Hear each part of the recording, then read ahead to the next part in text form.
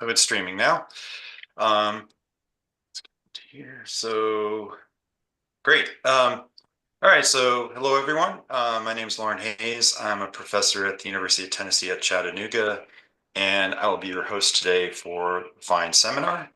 Um, First off, before I jump in today's seminar speaker, the last week we had a discussion panel on Kapler's framework for social systems. It was a really great discussion, so I encourage all of you to go, if you haven't seen it yet, please go to the YouTube site and you can check it out. And then also in the coming months, you may hear more about the topical collection that Carson and I are organizing on Kapler's framework for the journal Behavioral Ecology and Sociobiology.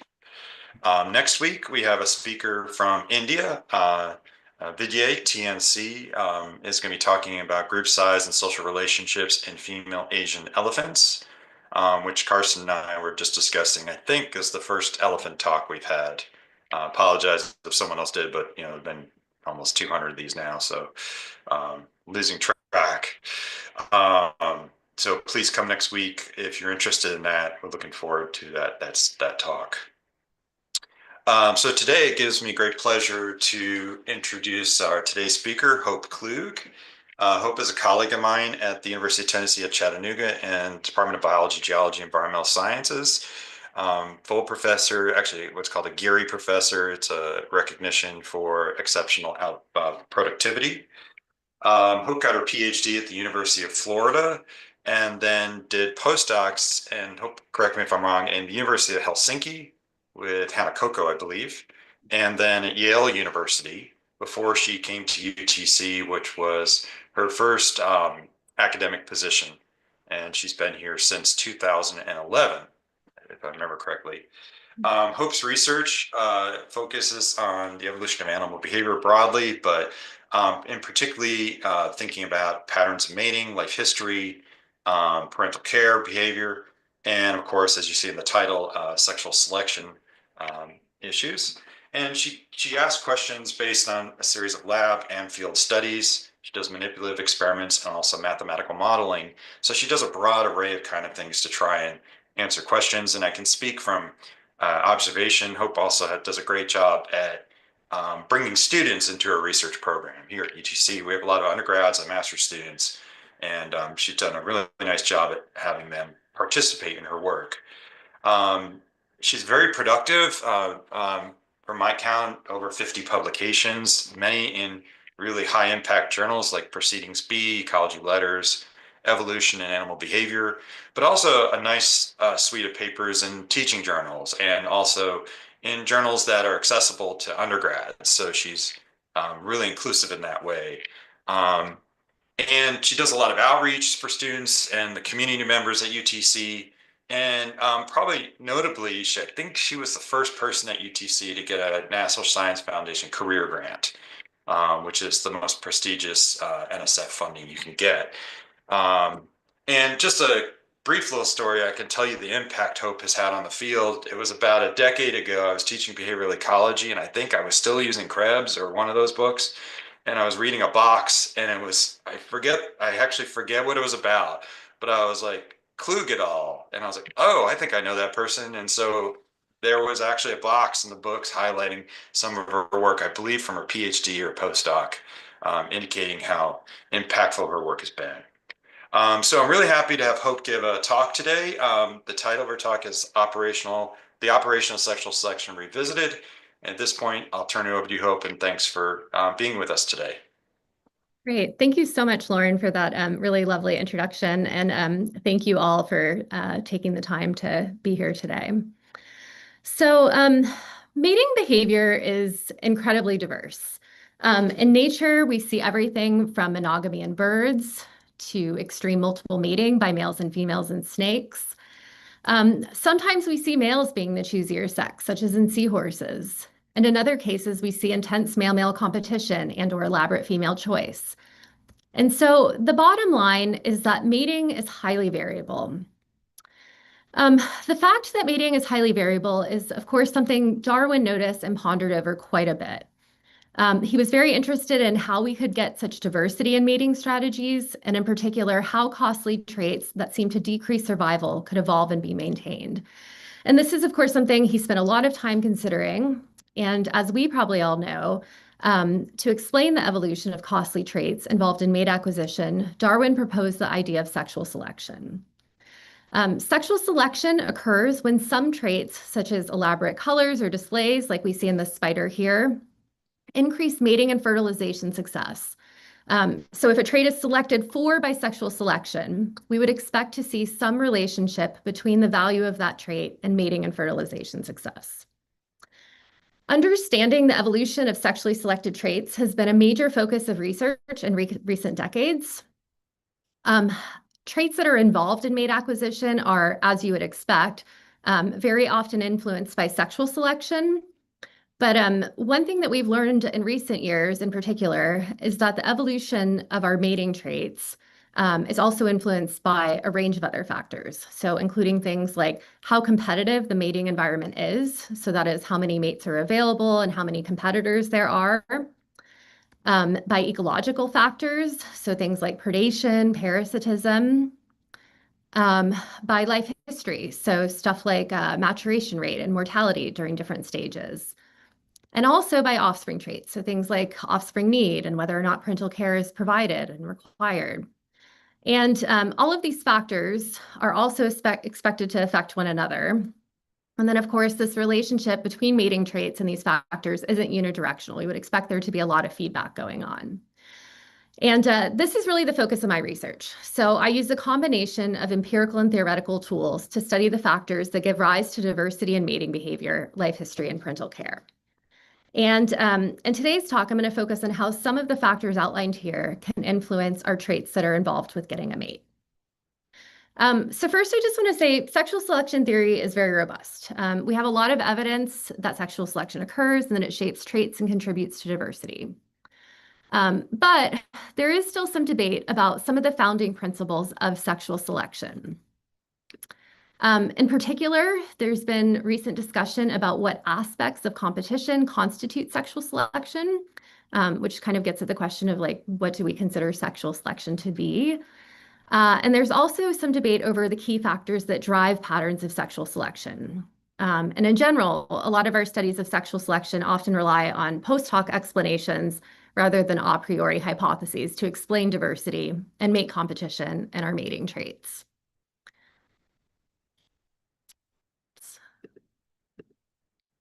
So at this point, I would suggest that there are three general approaches that we need. First, we need more explicit consideration of the various steps in the mate acquisition process. And so in the first part of today's talk, I'm going to describe some modeling work that explores how both resource and mate acquisition can influence sexual selection. Second, I would suggest that we need greater integration of theoretical and empirical research. And in the second part of the talk, I'm going to describe an empirical study using fish, in which we also looked at links between resource and mate acquisition and sexual selection. And third, there are some factors that likely affect mating success and mating dynamics that just haven't been yet well studied. And so in the final part of the talk, I'm going to illustrate that one such factor is chance and make a case that chance can affect our understanding of mating dynamics and sexual selection. Okay, so first I'm going to talk about what we actually consider sexual selection to be. Sexual selection arises from differences in reproductive success caused by competition over mates. And more specifically, sexual selection is any selection that arises from fitness differences associated with non-random success in the competition for access to gametes or fertilization. And one of the key parts of these definitions is this idea of competition for mates and gametes, which I'm just going to shorthand as mate competition. So what is mate competition? We'd probably all agree that to have sexual selection, you have to have competition for opposite sex mates and gametes because you have to have variation in mating success. However, historically, there's a little bit less agreement or perhaps just less explicit discussion up until recently about what constitutes mate competition. When we see individuals of one sex fighting to gain access to females or competing to be chosen by females, like these individuals here, This is pretty clearly mate competition. So in these pictures, these males are competing to get a mate and to get access to female gametes. But of course, fighting and looking pretty isn't all that it takes to get a mate. And so, for example, in many systems, individuals have to compete for resources before they can even attempt to acquire mates. So, for example, these male penguins are competing for stones to build nests. Having a nest is essential for mating. And so some people might suggest that this nest competition is a component of mate competition and is therefore maybe, at least in part, under sexual selection. Likewise, male seahorses prefer larger females. If females compete for food, which allows them to be attractive, should this food competition be considered at least a part of mate competition that's, somewhat under sexual selection? This is a little bit unclear, and there's historically been disparity in the literature regarding whether competition for resources required for mating should be considered a component of overall mate competition and therefore likely to be under sexual selection. And this really matters quite a bit because what we consider to be mate competition is going to affect the competitive steps that we focus on in our studies of sexual selection. And this in turn potentially affects what we conclude about sexual selection. And just to illustrate this a little bit further, why this matters, in many systems, mate acquisition involves multiple sequential steps. So let's just imagine we have a small population that consists of 6 males and 6 females.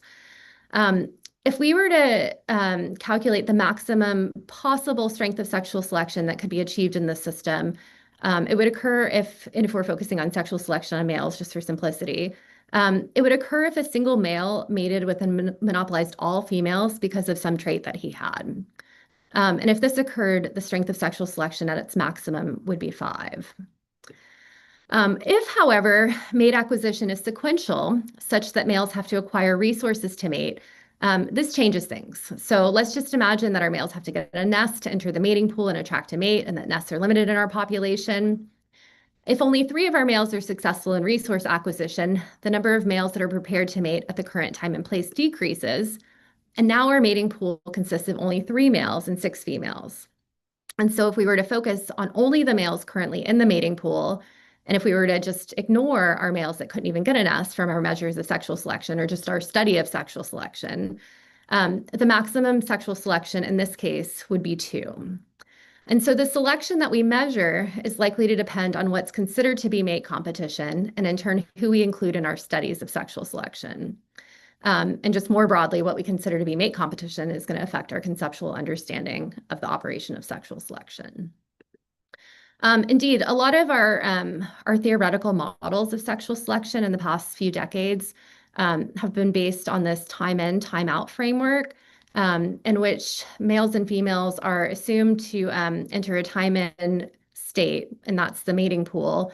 And then after mating, they process the consequences of that mating in a timeout state. They leave at different rates and perhaps re-enter at different rates. This timeout state has typically been modeled to include parental care and just recouping of resources. But one thing that this general modeling framework doesn't account for is anything that happens prior to individuals entering the mating pool, including resource competition, but also just including survival. And so beyond some verbal arguments, we, in many cases, don't have clear a priori hypotheses for how things like resource acquisition or even just pre-adult survival can have downstream effects on sexual selection and just mating pool dynamics in general. And so, if we come back to the question of does this really matter? We don't really know. Some empirical work suggests that resource competition can influence sexual selection. So for example, reduced food leads to reduced potential for sexual selection in a snail, the snail that we see here. But most of our studies of sexual selection don't primarily focus on pre-mating pool dynamics that include resource acquisition. And just as an example of this, my students and I reviewed a sample of sexual selection studies between 2014 and 2019. And as you can see from this table, most of the studies of sexual selection are focusing on the dynamics of the mating pool. So that is the period where individuals are directly competing for or attracting mates. And that's not necessarily surprising, but it just means that we don't really know how these pre-mating pool dynamics are affecting sexual selection.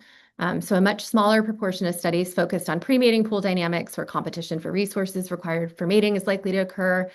And then even fewer studies of sexual selection focused on what comes after mating and what happens prior to maturation. And so again, we lack clear predictions about how the stuff that's going on outside of the mating pool can have downstream effects on mating pool dynamics and sexual selection. And so to broaden our understanding of sexual selection, my students and I developed a model to ask whether competition for resources required for mating, such as a bower or a nest, can interact with direct mate competition or choice to influence sexual selection.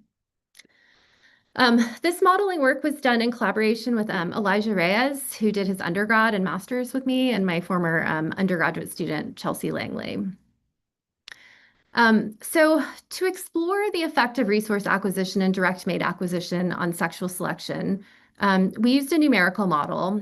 And in our model, we assumed that males have to acquire a resource prior to mating. And you can think of this as any resource that's necessary for mating. So like a nest, a territory, a bower, anything like that. And because sexual selection tends to act more strongly on males than females in many species, we focused on sexual selection acting on male traits. And for simplicity, we assumed that males can mate multiply, whereas females can't during a given reproductive period. So in our model, males either have or lack a trait that allows them to acquire a resource required for mating, and they either have or lack a trait that's preferred in mate choice. So these were categorical traits. So they either had them or they didn't. And we assumed that males only need one resource to potentially mate. We also assumed that females preferentially mate with males who have the preferred mating trait.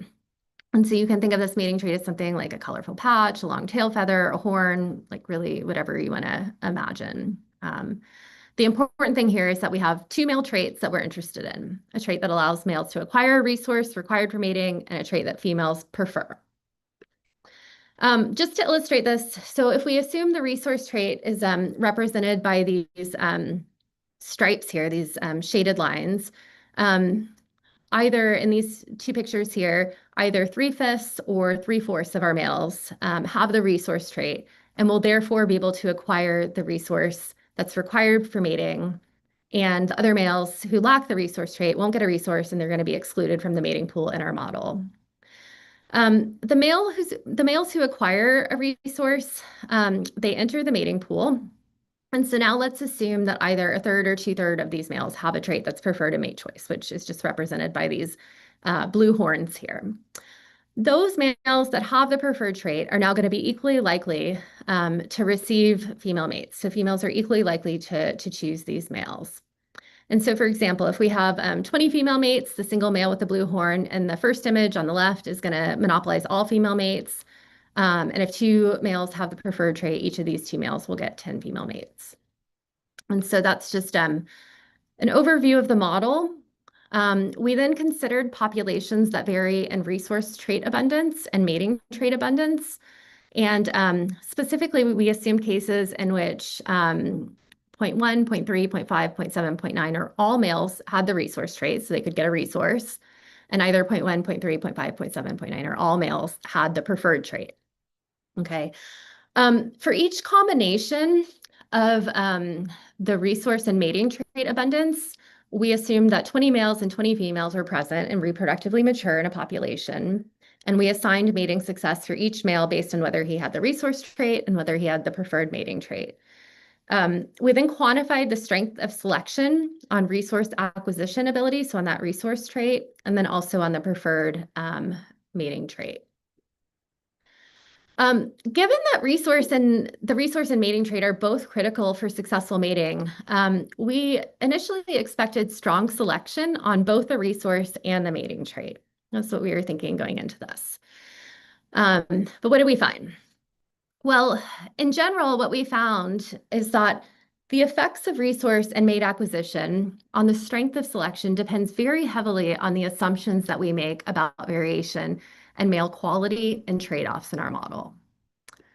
So in the model, we first assumed we assumed two general trade-off scenarios. We first assumed that some males are just better than others And in this case, we would expect a positive association between having the resource and mating traits.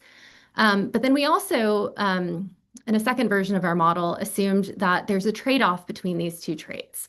And so having the resource trait is negatively related to having the mating trait. I'm going to show you a few graphs that look like this. And what we have here is on the x-axis is the proportion of males that have that resource trait.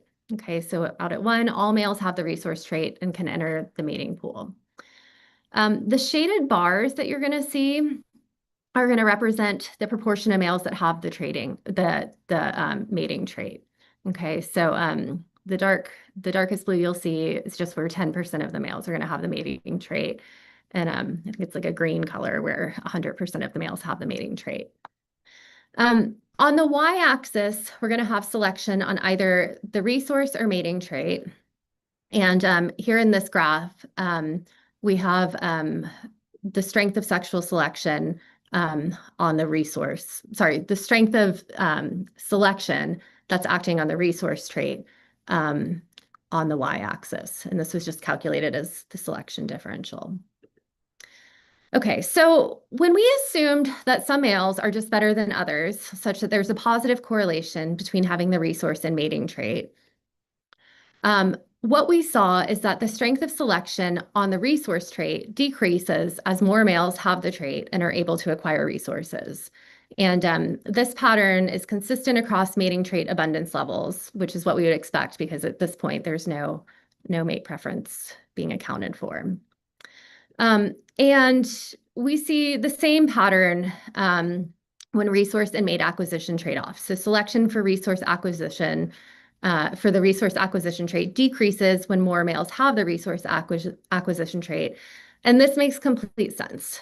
This is what we expected to see because there's less variation in resource acquisition when more males can get resources, which is just going to always lead to weaker selection. Okay, so this just kind of let us know that things are working okay with the model. But now, perhaps the more interesting question is, does variation in resource acquisition have downstream effects on the selection within the mating pool that's acting on that mate preference trait? So in other words, does resource acquisition, regardless of whether we consider that to be something that's under sexual selection or not, have subsequent effects on the sexual selection on a preferred mating trait? And that's what we're going to look at here. So the x-axis and the shaded bars are going to be the same. But in this case, we now have the strength of sexual selection on the preferred mating trait on the y-axis here. What we see is that when some males are just better than others, sexual selection on a preferred mating trait will increase when a small proportion of males have the mating trait. Okay, so as we go from the lighter to darker blue bars here, sorry, as we go from, I can't remember which way I said it. As we go from the lighter to darker blue bars, so as a smaller proportion of males have the mating trait, we're going to see an increase in the strength of selection. We also are going to see an increase in the strength of sexual selection as the proportion of males with the resource trait increases. So as we head out to the right side of this axis here.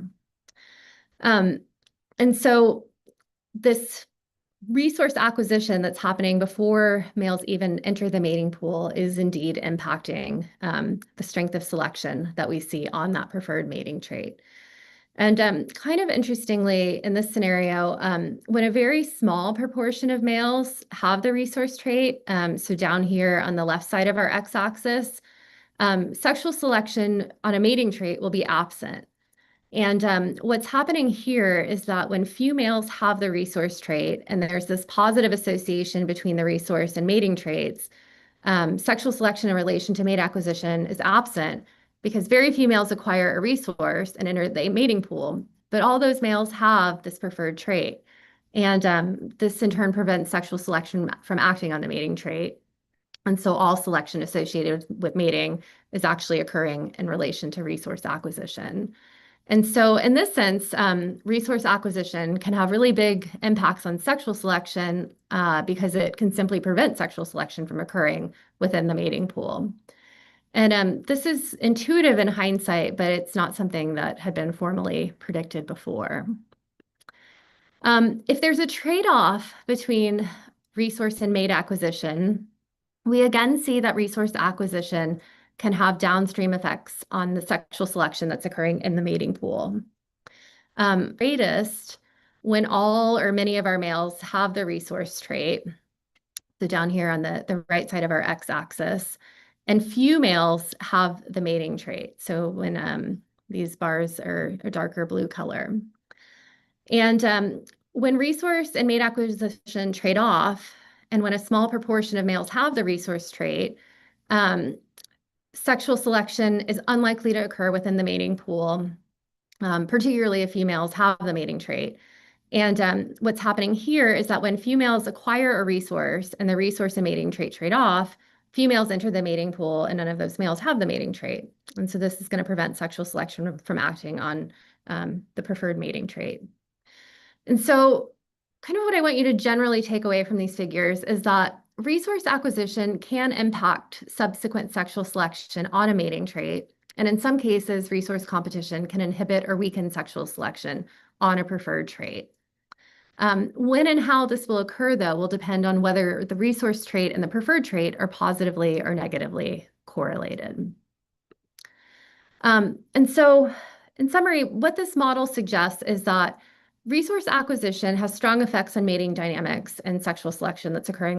And the strength of selection on a preferred trait will depend on resource acquisition and whether resource acquisition and mate acquisition traits are positively or negatively correlated. And in some cases, limited resource acquisition can inhibit sexual selection on other non-resource related traits. And this could explain why high variation in mating success doesn't always lead to strong sexual selection on traits involved with direct mate competition, which is something that's been documented in fish and birds. Okay, so our theory tells us that we would expect resource acquisition to influence subsequent mate acquisition and sexual selection. And so now our question becomes, does resource acquisition influence mating dynamics and sexual selection in real life? And so to address this question, we did a study using the sand goby, which is a small marine fish that lives in the Baltic Sea. And all of our sand goby work is done at Tavarmina Zoological Station on the southwestern coast of Finland. And the study I'm about to tell you about was done in collaboration with students Carter Jordan, Gianni Raznik, as well as colleagues Sarah Farnsley and Toby Latonen. In the sand goby, acquiring mates is a process that involves sequential steps. So first, males must compete for and acquire limited nesting sites. And in the wild, these nests are mussel shells and rocks. And in the lab, we use these half flower pots that are upside down that you see in these pictures here. Nest competition or nest acquisition rather, at least in the Finnish population of sand gobies, is a very competitive process. And if a male gets a nest, he then establishes that nest and he then competes with other males to be chosen as a mate by one or more female mates. So sexual selection is acting more strongly on males in this system. Females choose mates based on both physical and behavioral traits. And after a male mates with one or more females, he then provides parental care of eggs until hatching, which is what this male is doing in this third picture here. He's being a good dad, taking care of his eggs that are on the ceiling of his nest there. Okay, so to explore how resource competition affects mate acquisition in the sand goby, we conducted an experiment in which we had 3 treatments. Treatment 1, we just had a regular nest competition treatment in which 2 males competed for a nest and the winner was given sole access to female mates. And specifically, the way this worked is we placed 2 males who were tagged with elastomer paint in a tank. We gave those males a single nest and we provided 3 stimulus females on the other side of a transparent divider to encourage nesting. We allowed the males to compete for the nest, and after 24 hours, we determined which male won the nest. We then took out the loser male, in this case. We took out the divider and stimulus females, And then we gave the male access to three new females that he could potentially court and mate with. And so these females didn't witness any of that competition that went on. We allowed the males and the females to mate. And we then quantified mating success as whether a male mated versus not, and the number of eggs that the males received. We also noted how long a male took to begin constructing his nest and how long it took him to fully construct the nest by covering it in sand. And what you see here is the top view of a fully constructed nest that's covered in sand with just a tiny little bit of the opening showing. Okay, so that was our nest competition treatment. Our second treatment, we had a nest competition reversal treatment, and we asked essentially what happens when losers in nest competition become winners. And so for this treatment, we again allowed two males to compete for a nest. In this case, though, what we did is we removed the winner, and then we gave the loser male sole access to the nest and the three females. So in this case, we initially had the same setup as in treatment one. We gave the males 24 hours to compete for a nest, and then we determined which male was the winner. But in this case, instead of removing the loser male, we took out the winner, we reset the nest, we took out the old stimulus females, we added three new stimulus females, and then we gave this loser male 24 hours to establish and build a nest. We again recorded whether the loser male established a nest, how long he took to begin nest building, and how long it took him to complete his nest. And if a male built a nest, he was then given access to three new females and allowed to potentially mate. And we recorded whether a male mated and the number of eggs that he received. In our final treatment, we had a no nest competition scenario. And in this case, we just had one male that was given sole access to the nest and females. So in this case, it was just a single male placed in the tank with three stimulus females, given 24 hours to build his nest.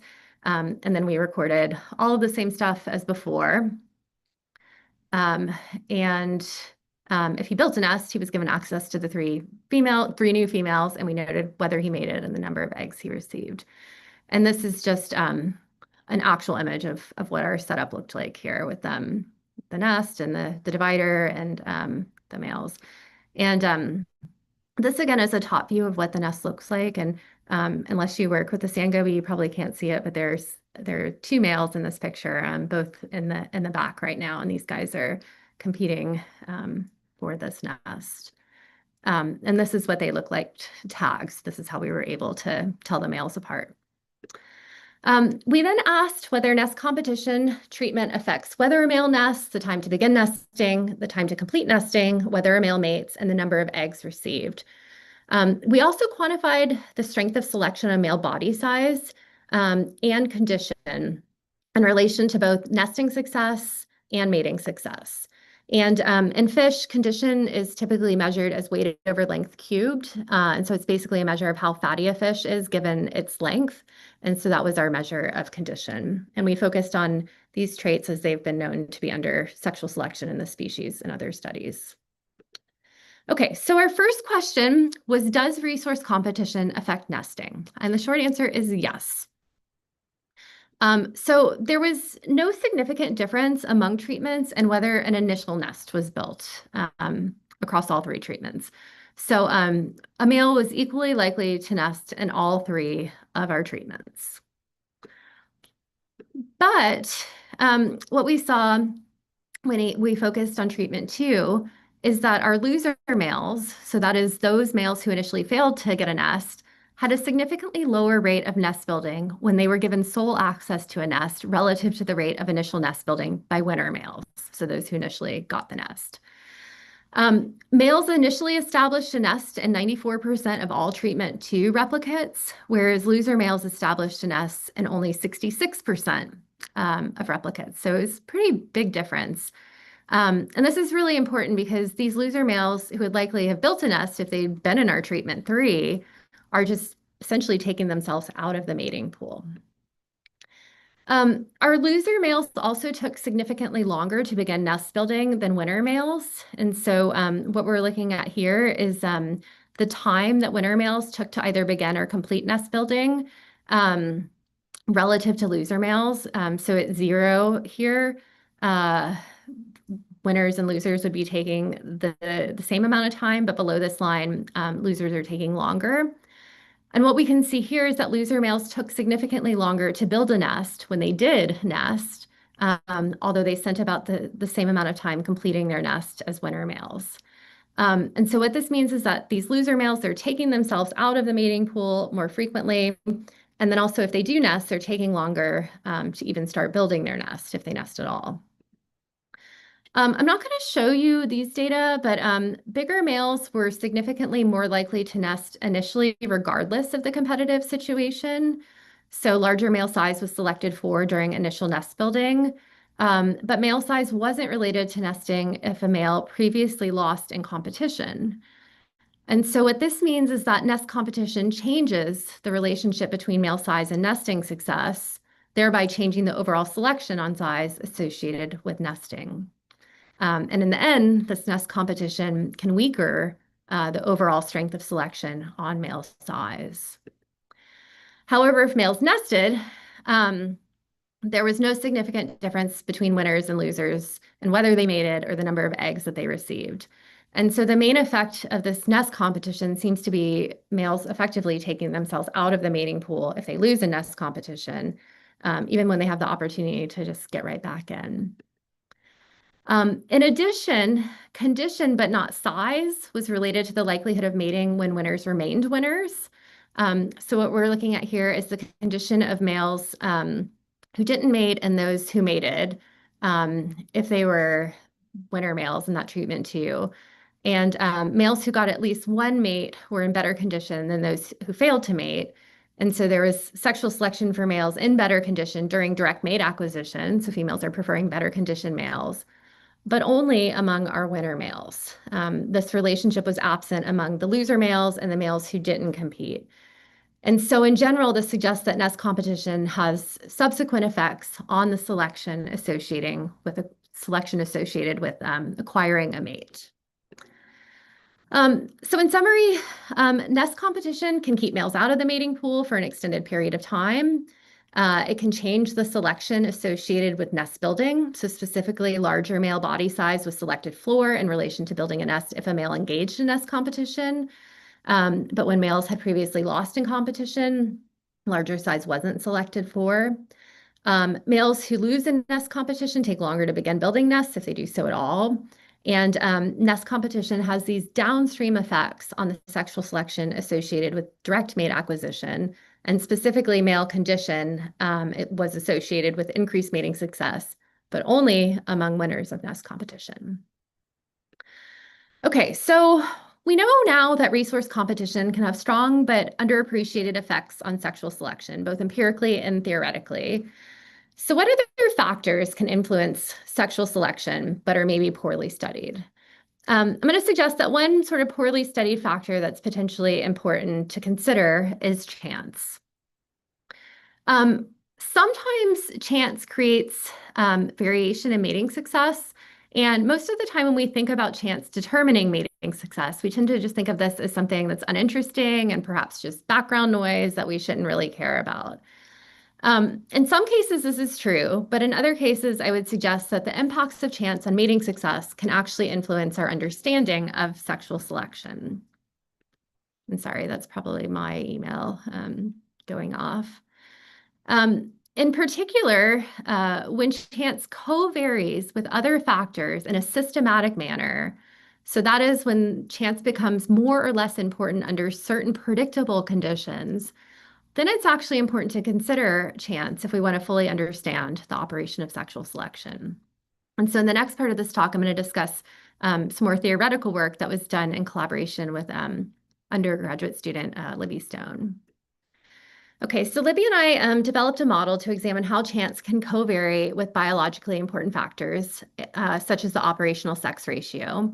And the operational sex ratio is the ratio of males to females that are prepared to mate at a given time and place. And in our model, males either have or do not have a preferred trait. And we focused on the most basic source of chance that we could think of, and that is the fact that mate number must be an integer. Okay, so you can't have a fraction of a mate. And this fact alone introduces some chance variation in mating success. So just to illustrate the source of chance variation in mating success, let's imagine a population of 5 males and 5 receptive females, And let's imagine that males are striped or not striped, and let's just say that stripes are preferred by females in this population. In the purely deterministic scenario, each male with stripes has the preferred trait that on average confers some advantage. So in a purely deterministic scenario, each of these males would have a mating success of 2.5 female mates. Obviously, though, this isn't possible because males can't get a half of a female mate. And so in reality, if females have a strict preference for stripes, what's going to happen is that one of our striped males will get 2 female mates and the other one is going to get 3 mates. And the males without the preferred trait will just get 0 mates because they're not preferred. And so just because mate number has to be an integer, chance is going to create some variation in mating success. It's not like this first guy up top got 3 mates because he's better than the other striped male. It's just chance. And so the important question then becomes, does this simple source of chance and its impact on mating success co-vary with biologically important factors such as the OSR? So is chance going to become more or less important under certain conditions? And can chance variation in mating success impact the strength of selection on a sexually selected trait? And so to explore this, we used a simple simulation-based model in which males either have a preferred trait or not. We again assume that sexual selection acts on the male trait. And we assume for simplicity that males can mate multiply and females only once. And so as in our previous model, you can think of this as any trait that provides an advantage in mate choice or mate competition. So again, males mate once, males can mate multiply, females mate once. And for each scenario, which I'll tell you about more in a second, we compared the variation in mating success and the strength of sexual selection on the male trait that's preferred. Both when mating success was calculated deterministically, so that is when mate number wasn't limited to an integer, and when it was calculated stochastically, in which case mate number was constrained to an integer. And that's, of course, like the real life calculation. With regard to the scenarios that we considered, we examined the influence of chance variation in mating success and the strength of sexual selection across levels of the operational sex ratio. And so, as I mentioned before, the operational sex ratio, or the OSR, is the ratio of males to females that are prepared to mate at a given time in a given place.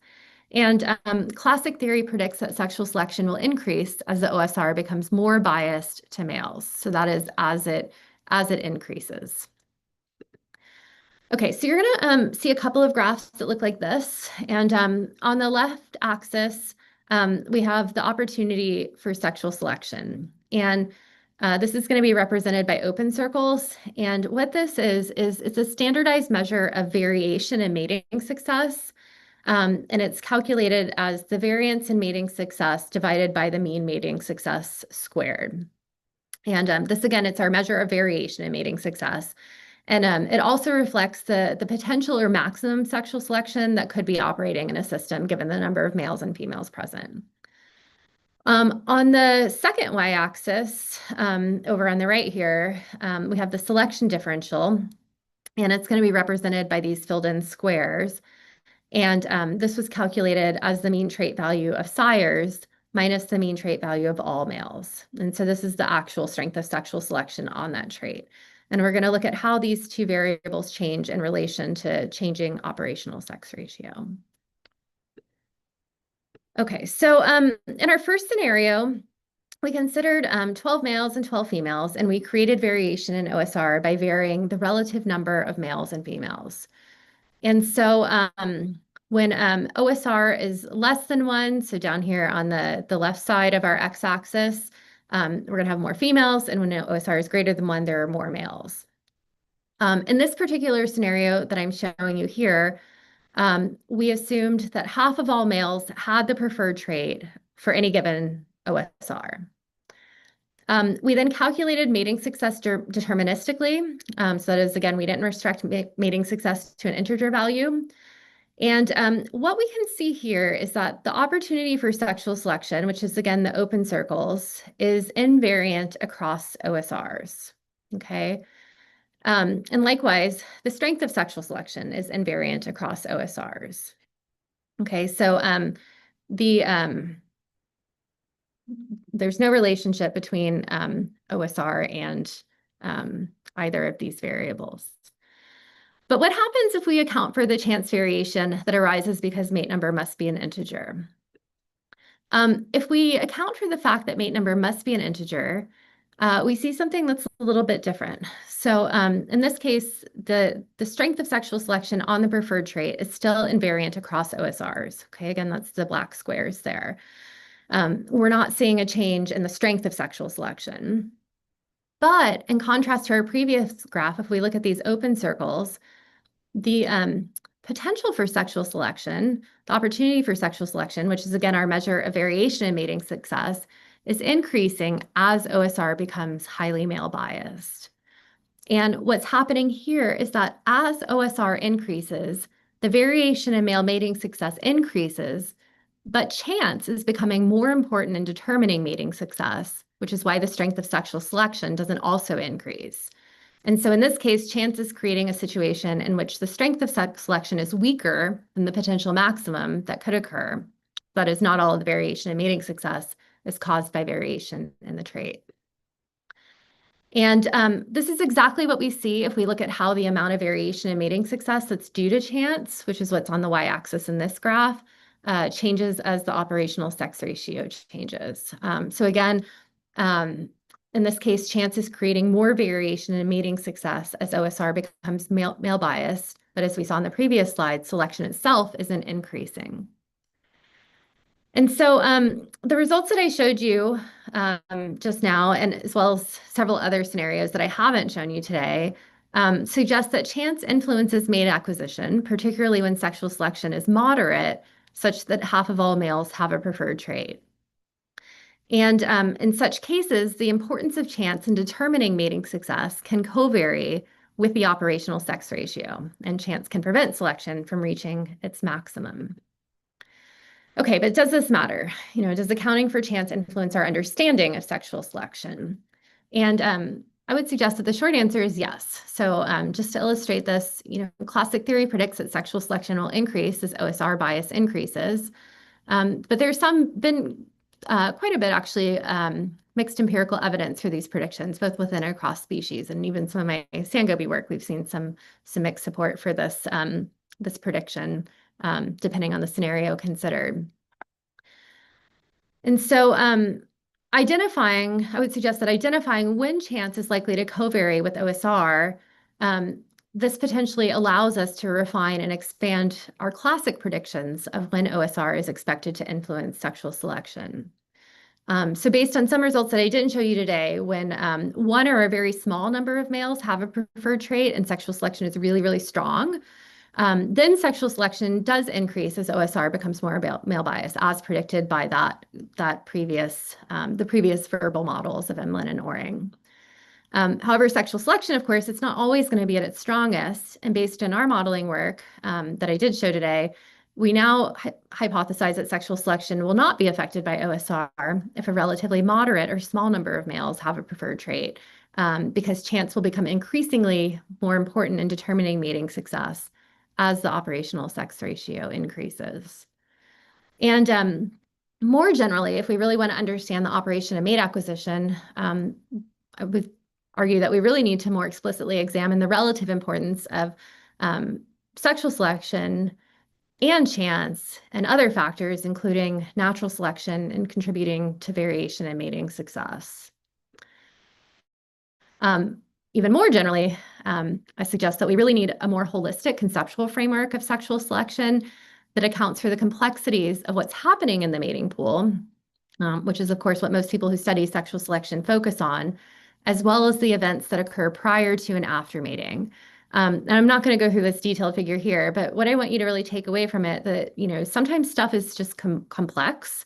And in relation to sexual selection and mating, sometimes we need to account for and embrace this complexity by focusing on the dynamics of mate competition and attraction, as well as resource competition, parental care, and even pre-adult life history to fully understand the operation of mate acquisition.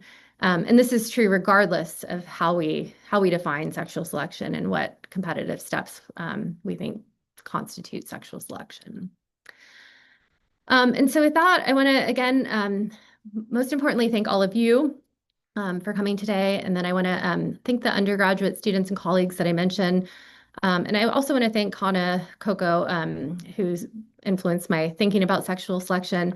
And also very much want to thank Kai Lindstrom, even though he wasn't part of this work, he was who got me into Sangobi work initially. And sadly, Kai passed away unexpectedly last year.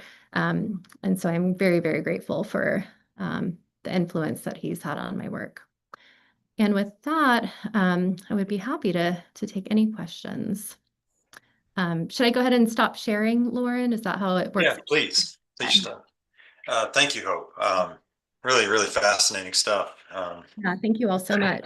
I had to work my brain pretty hard on that stuff. It's pretty That was impressive. a lot of stuff Um, that packed in there. um, so just since we have a lot of new faces, I'm going to kind of remind you that the way we do the question and answer session is more like a discussion. If you have a question, please put a question mark in the chat, and I will then call on you to talk to Hope. If you're in YouTube, just post a question in YouTube directly, and Adriana will inform me of that. And if you're a student or postdoc, please put an S or a P next to your question mark. That will indicate to me that I'll move you up in the queue. Okay, so we'll get started. And Zelena, is that a question? I see a clapping and a heart. Is that a question that you want to ask? No, that was intended to be applauding hands. Okay, No, not sure how that The heart happened. was for me. The heart was my thank you there. All right, thanks, Zelena. Okay, so I'm going to first jump to Maria Paula, please, a student. Hi, first of all, thank you for your talk. It was really great. I have two questions for you. So the first one is related to resource acquisition, everything you were saying about that. And I was wondering if trade-offs between ecological performance and mating displays limit this expression of sexually selected traits. Yeah, that is a wonderful question. And I think in some cases, the answer is probably absolutely. And, as I've started to think about this more, I think that link between resource acquisition and sexual selection, it gets pretty complex because, of course, resource availability is going to vary through time. The competitive situation is going to vary through time. And so I do think, at least based on our modeling work and what we saw with the sand goby, in some cases, it can impede sexual selection in the mating pool. Okay, and based on the experiment on nest competition, given that it can delay or prevent the entry into this mating pool, I was wondering how can we distinguish selection and acting on mate acquisition from that selection that's acting on timing and the likelihood of entering reproduction in the first place? Mhm. Yeah, so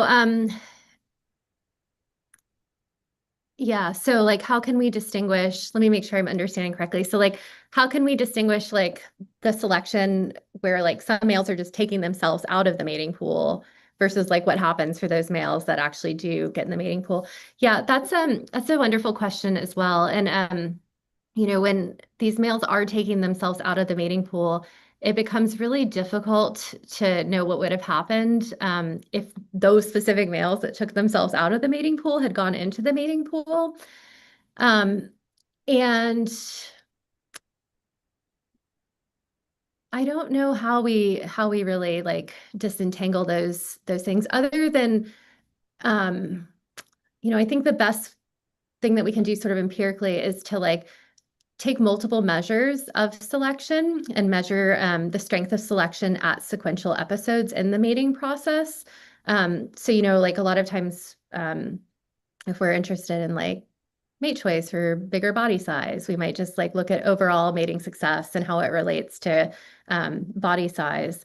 But it's probably a much more powerful and accurate approach if we can like actually explicitly quantify this in relation to different like sort of benchmarks, I guess, that are associated with mating. Yeah, that's a great question. Or if you have any suggestions for how to do it better, I'm definitely open to that. Oh, thank you so much. Yeah, thank you.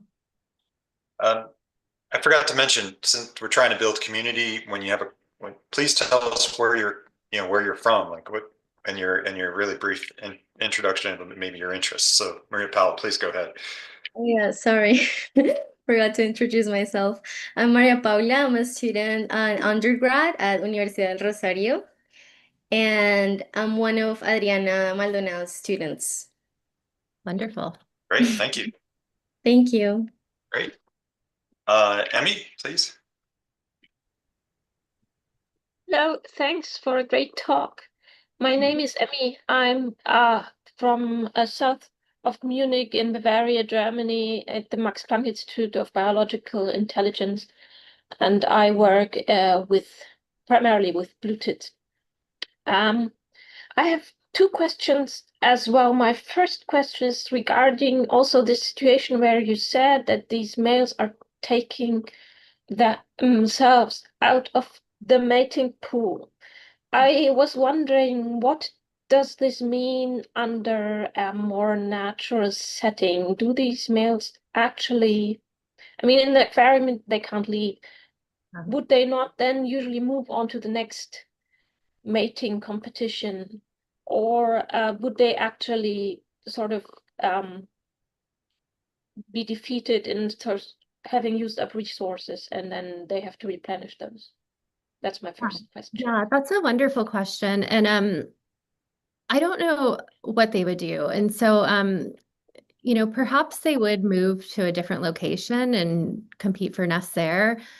I guess what was like really striking to us though is that like even when they were just immediately put in the situation where they had no nest competition, they weren't willing to build a nest. But it is a little bit more complex than I've presented because in the sand goby, you do get male sneaking sometimes. So you have these extra pair copulations, and it's not like in a lot of fish systems where you have like sneaker males and parental males. It seems like all males just sneak sometimes. And so what might happen, and this is something that we haven't looked at, is those males might just hang out and become sneakers and try to sneak some fertilizations in the nest of the male that's actually nesting. And that's something we have no idea. I think the last I sort of looked into it, we really don't know like what's influencing sneaking behavior in the sand goby. And so, yeah, I'm just speculating that maybe they would do that, but I don't really know. Thank you. My Yeah. second question is about, so I love both the modeling approaches you showed, especially the fact that you emphasized the role of chance. And with the first model, of course, the question I then want to ask is, what happens, or could you speculate what happens if you do not assume a positive or negative relationship between the mating and the resource trade, but a random Yeah, association? that's a great question. I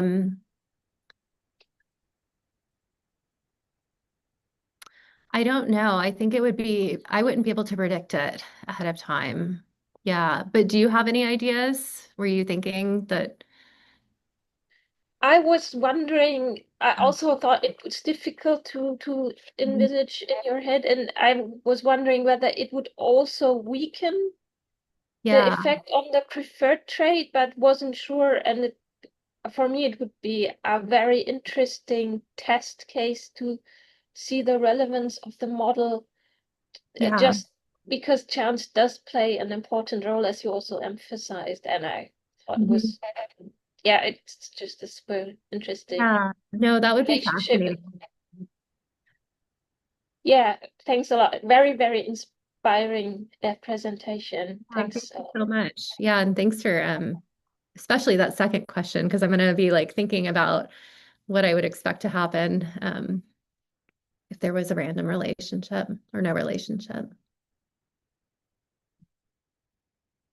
So, um, there's plenty of time for questions. Please put a question mark in the chat. I Cope, I have a long list, but I'm going to go one at a time. But I think I have one that follows up on Emmy's question. And you actually, Hope, you answered part of my question. I was going to ask about sneaky strategies.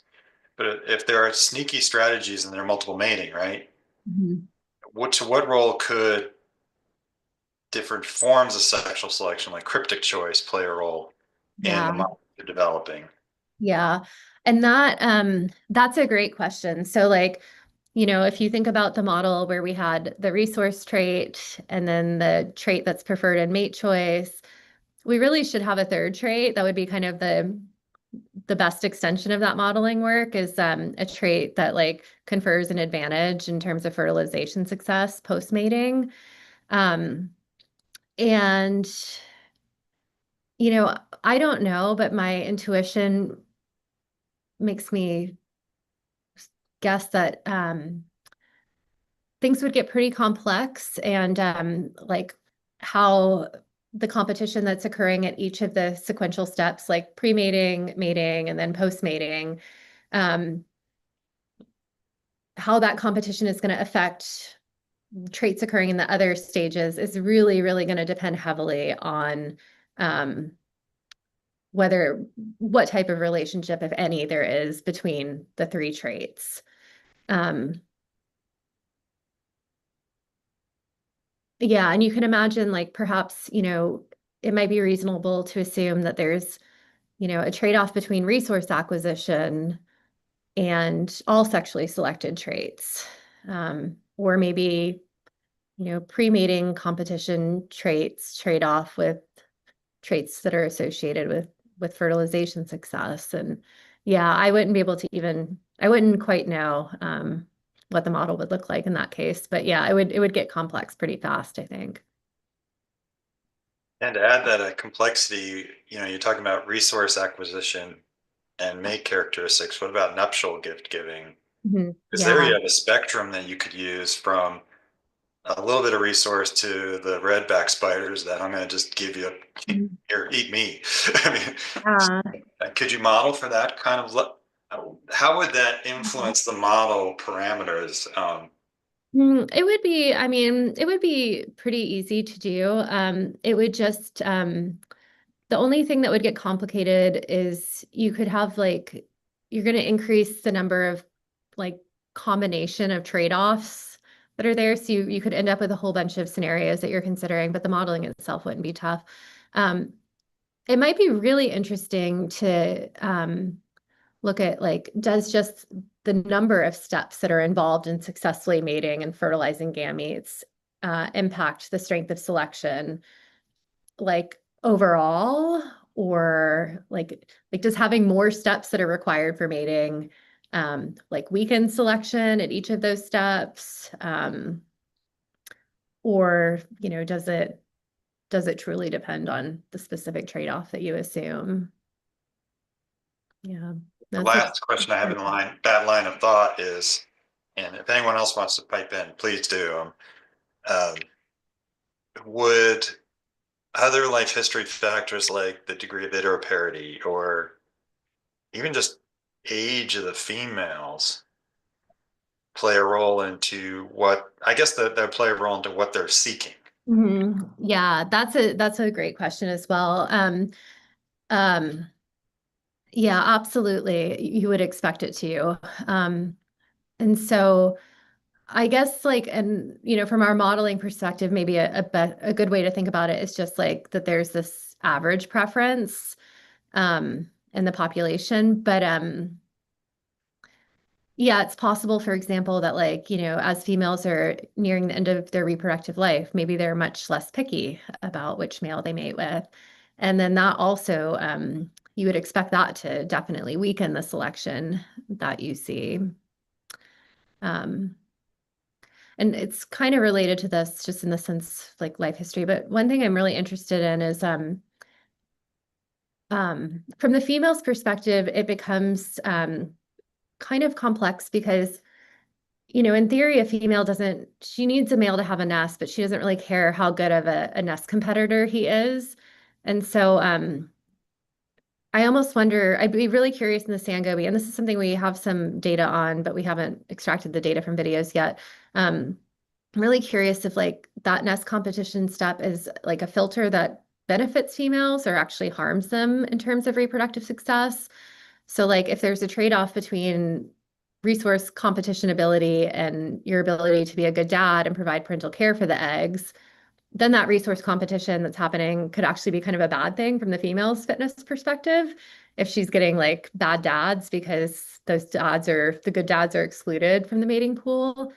But if we see this, scenario where some males are just better than others, then maybe that nest competition step is just kind of like filtering out the bad males and the bad dads for her. Um, so that wasn't your question, but that's something just kind of related to that I've been interested in as well. Well, it made me think of something else, but I'm going to pass it off to Adriana for a moment. I hope really good talk. Thank you. I might not have it like totally clear in my head. I'm thinking from the female perspective as well. And in the experiment where you had the males and then they compete for the nest building and the loser also make a nest. Mhm. I'm not quite sure if you could build an experiment where all males have different abilities in nest building or like competitive abilities, but the nest looks exactly the same. So females cannot actually read anything on their competitive ability. And then you can actually test for some female preference on a specific trait, like kind of making know the competitive interaction with the actual selection on the trait. I don't know if that would give us some insight on what the female is actually looking for in a male. Yeah, no, that would be because in this case we took out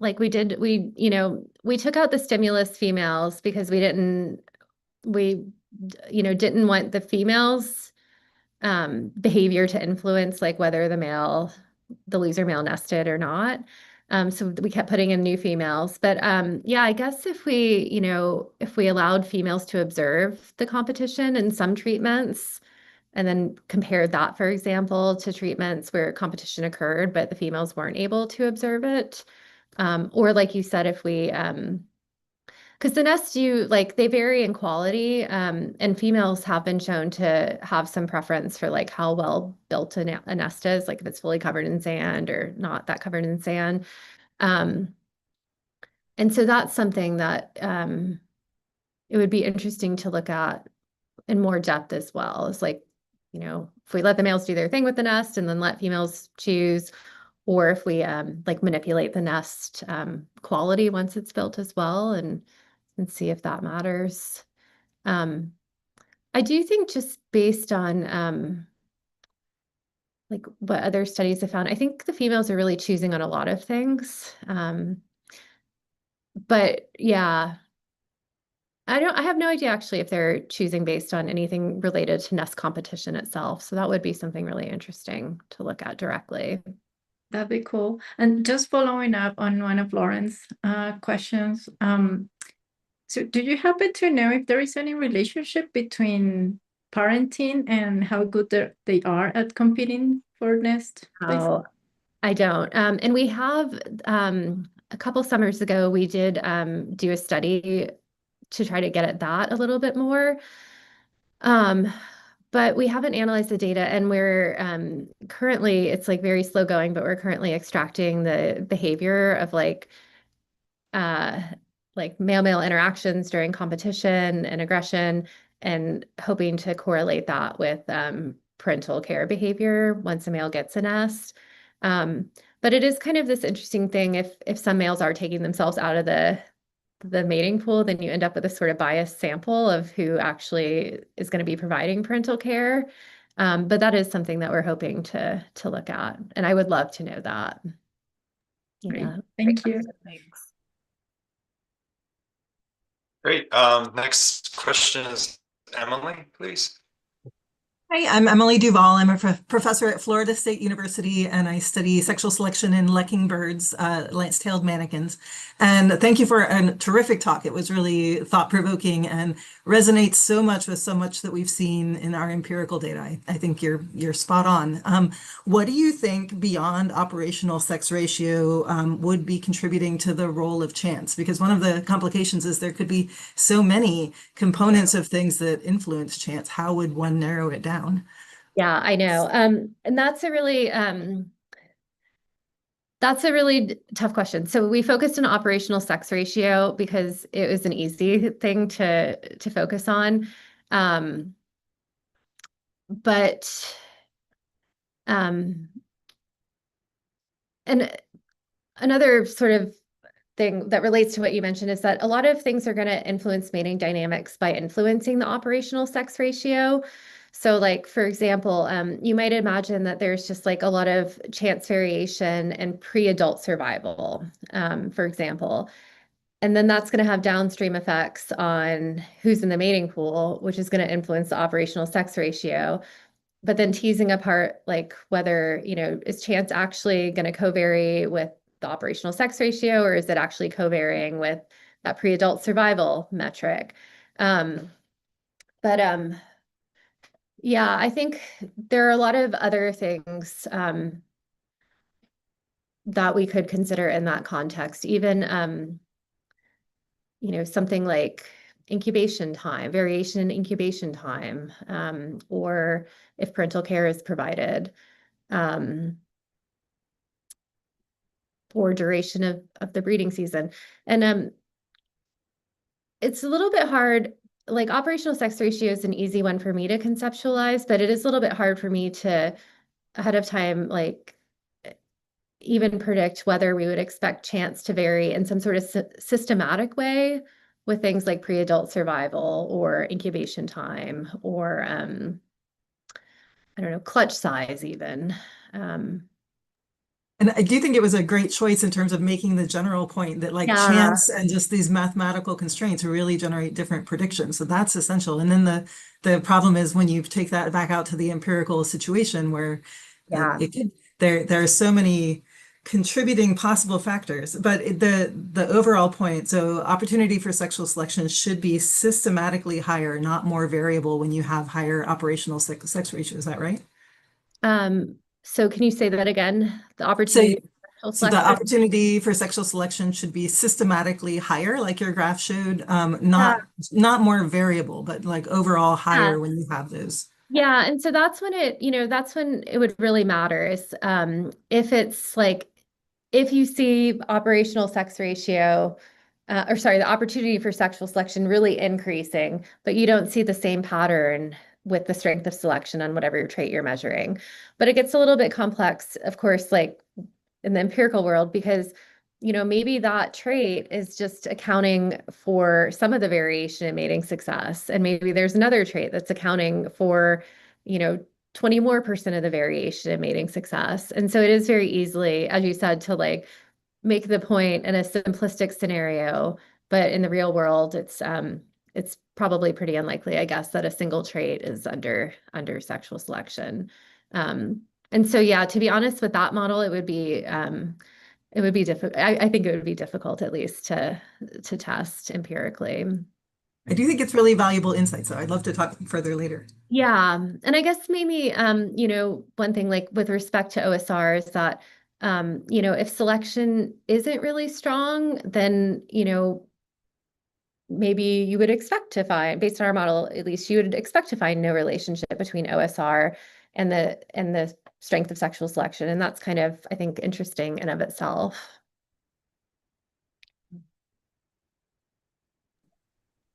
Yeah, Thanks. thank you. Great. Next is Zulema, please. Yes, I'm Sulema. Excuse me, I'm Sulema Tang Martinez, retired from the University of Missouri St. Louis, and I found your talk really thought-provoking. And I again, like Emily, I really like the you're considering chance and the importance of chance. So my question, I think, is a follow up from what Adriana asked, having to do with trying to incorporate females into this models that you're working on. And I was thinking of Kim Rosval's work, in which she argues that there are factors which are not generally considered to be, well, I don't know how to put it exactly, but factors in females that are influencing sexual selection in females. And I'm wondering if you have tried to integrate or thought about some of Kim's work and ideas into your models.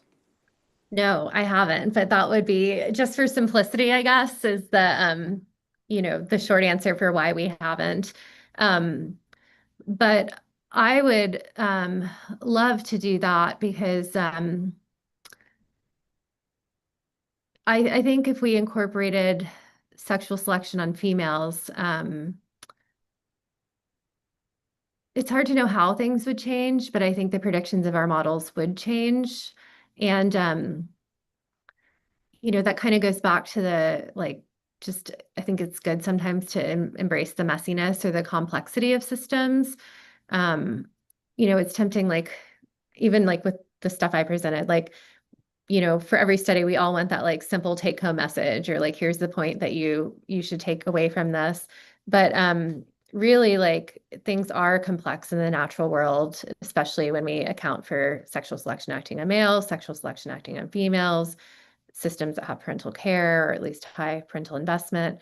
And no, we haven't done that. But it would be there's a closely related goby, the common goby in Finland. And I know you asked about theoretical stuff, but in that goby, we see both mate choice by males and mate choice by females.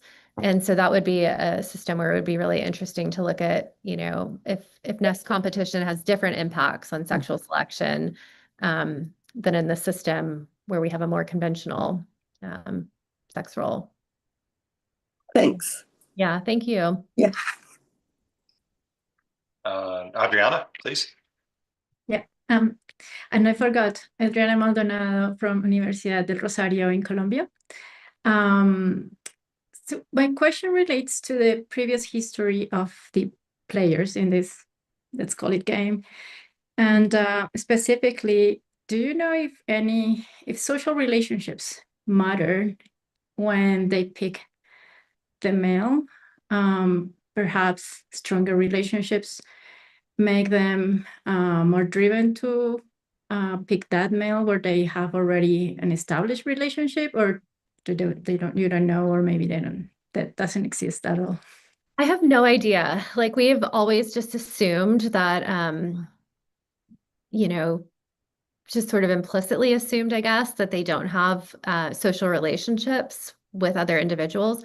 But that could totally not be the case, especially so in the sand goby, at least, the males will receive eggs from multiple females for a few days, and then they enter a care-only phase for about 10 days. And then once those eggs hatch, if they can maintain their nest, they can get more eggs. And so it's quite possible that, a female she could, in theory, observe a male's parental care behavior through time and then base future mating decisions on that. And as you say, sort of form this, social relationship with a particular male. But I don't think anyone's looked at that, at least in that system. So we really don't know. Okay. Yeah. But it would be, that would be really incredibly cool to look at. Just since, we've all been kind of assuming that they don't form.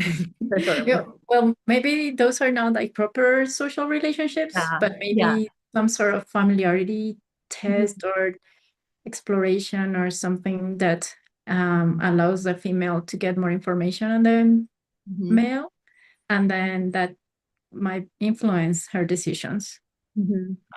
Yeah, thinking along those lines.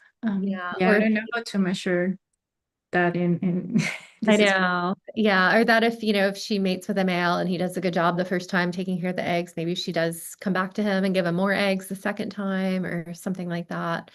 yeah. Yeah, it would be interesting to know if that occurs. They're so hard, as you saw in like the nest picture, they're so hard to see when they're in the sand that like even if we were to tag them, it would like be hard to, I think, track them reliably through time. But that would be really, really cool to, Oh, but really, yeah. Well, yeah. hope to see something like that. Yeah. Thank you.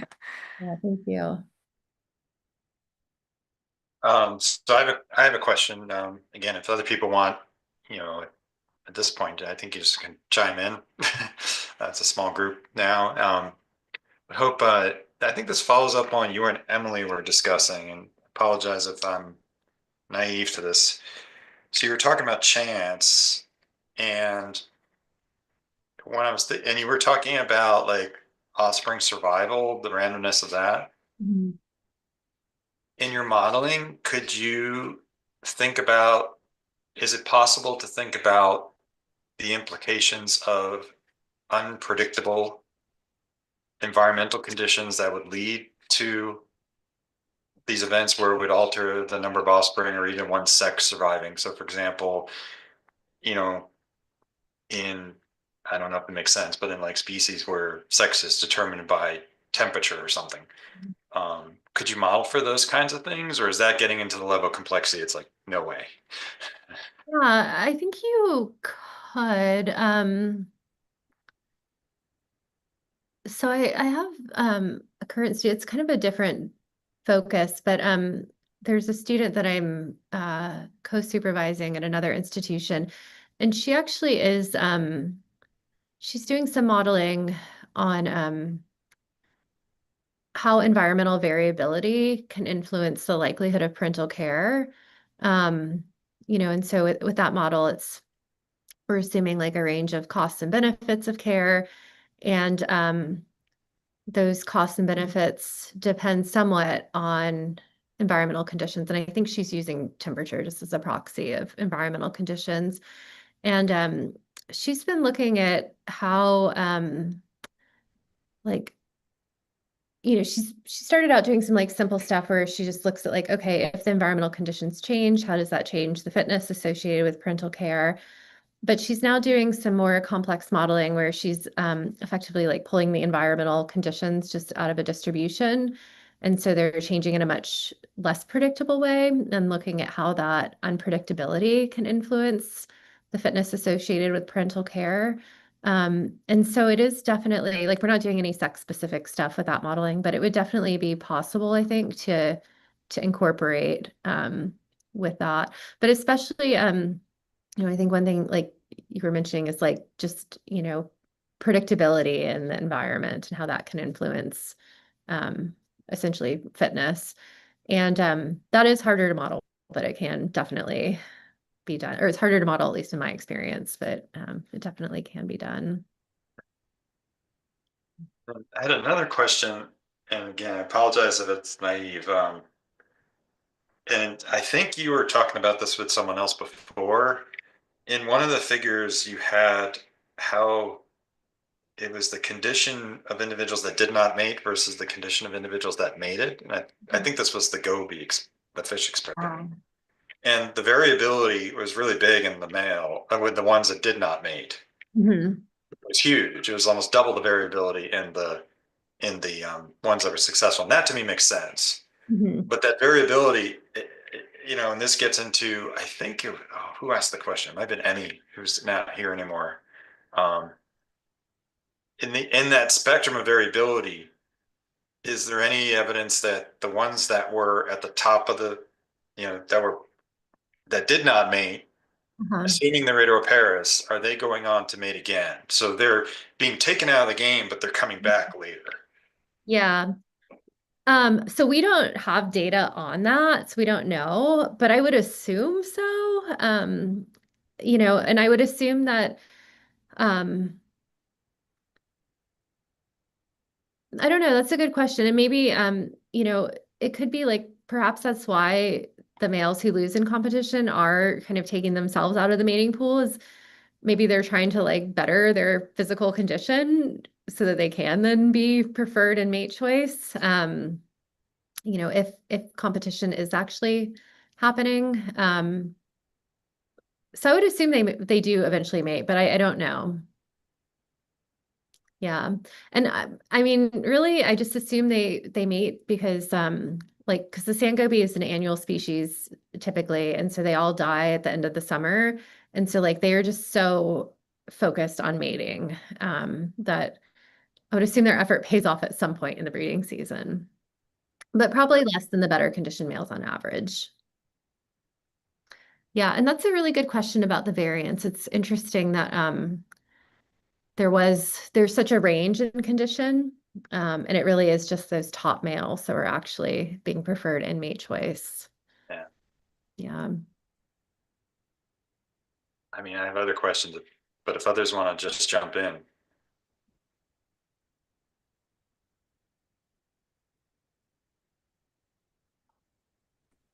Go ahead, Lauren.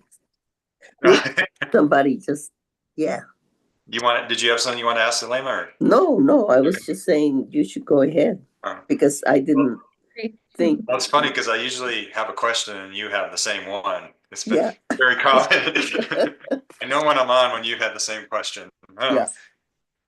Yeah. So I guess the last thing, just these fishes, the next fish experiment again. There's not a lot of, I forget the phenotypes of the males and the females. Are there big differences that'd be obvious to the females? And I apologize if you talked about this. I didn't see a color difference or anything like that. Like so is there like a lot of sexual dimorphism or just variation in males? Sexual dimorphism. Sorry. There is some sexual dimorphism. So the males tend to be longer and the females have gravid bellies when they're able to spawn eggs. And there is the males have like this sort of iridescent, colorful fin. And so and they get like a small spot on their dorsal fin as well.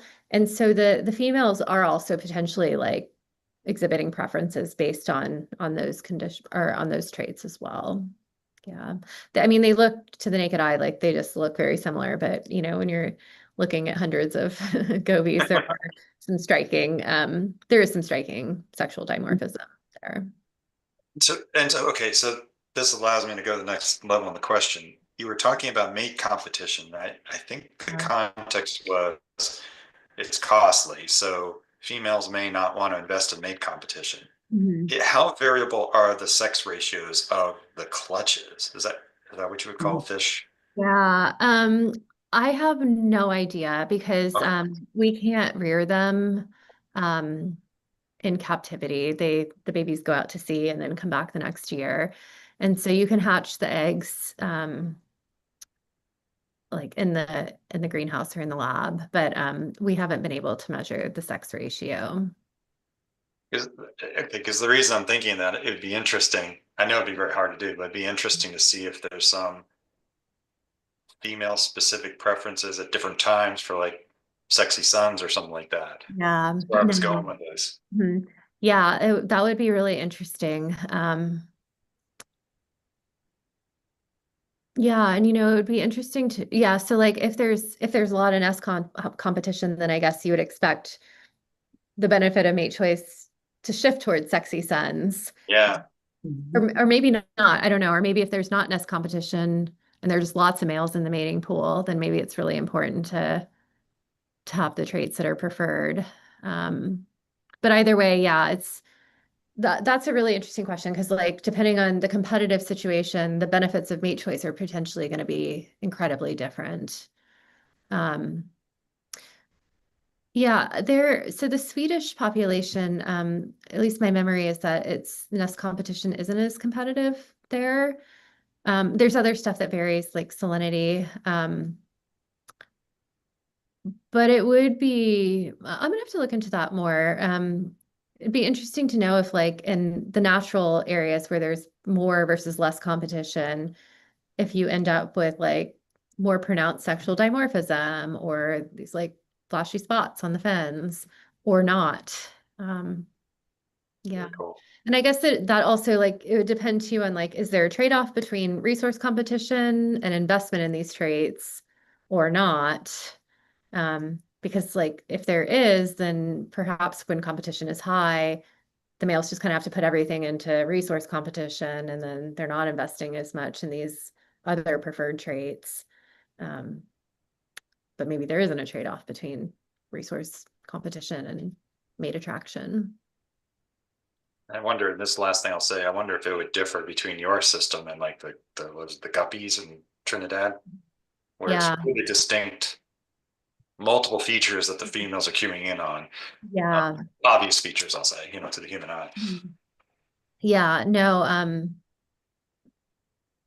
yeah, because it's hard to, I mean, I don't know, maybe it's like maybe they're, under certain competitive situations, there would be a reduction in some of those traits. But yeah, in some systems, it probably is just these sexually dimorphic traits are just so important for mate choice that it would be hard for them to be lost or reduced. Um, Sure. yeah, it's a great question. Thank you.